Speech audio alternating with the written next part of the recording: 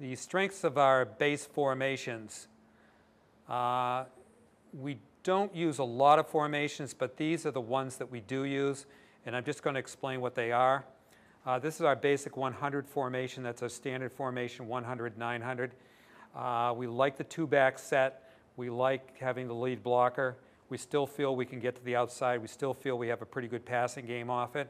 A lot of times we'll go flip 100 where the wing-back comes over and lines up on the same side as the quick side. A lot of times we'll just come right out in that very quickly. We have the traditional red formation where you have your 4 quick receivers, run most of our plays from that. A lot of times we will bring in the split end. We found that that creates a real problem here defensively and difficult to account for them. They don't know where to line up, so we do some nasty formations too. We do red nasty where we're in tight with the slot back right here where he's a quick receiver. We do nasty with a flip, so we end up with a wing back here and the running back behind. Again, if we came out in this formation, we would probably go on the first sound. Sometimes we like to bring the tight end over to the quick side, so we go over 100, so he moves over. And then we do a lot of right 100.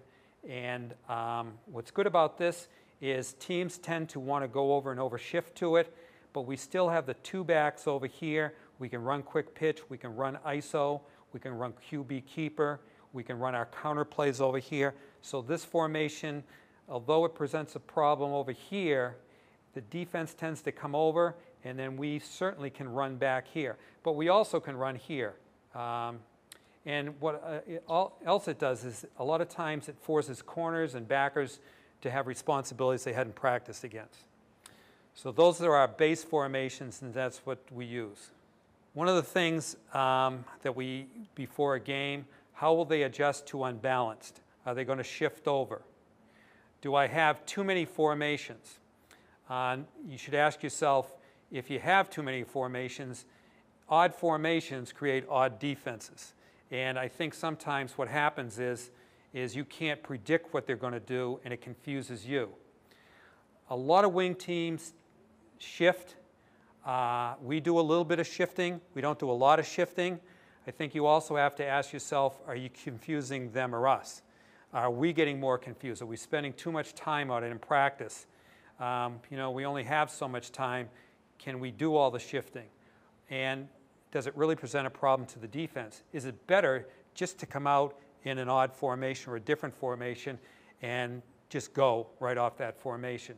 You have to ask yourself these questions. So a little bit about game preparation and play calling, a little bit about what we do. Questions to ask yourself, what films does my opponent have?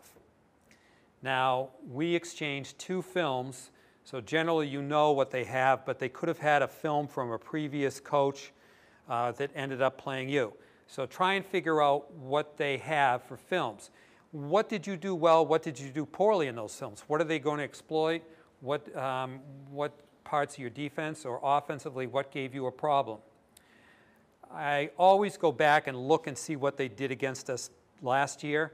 I think you have to question yourself how many years you go back, and you can overload yourself. And I'll talk about overload with this. You can just go too crazy trying to figure out what they're going to do.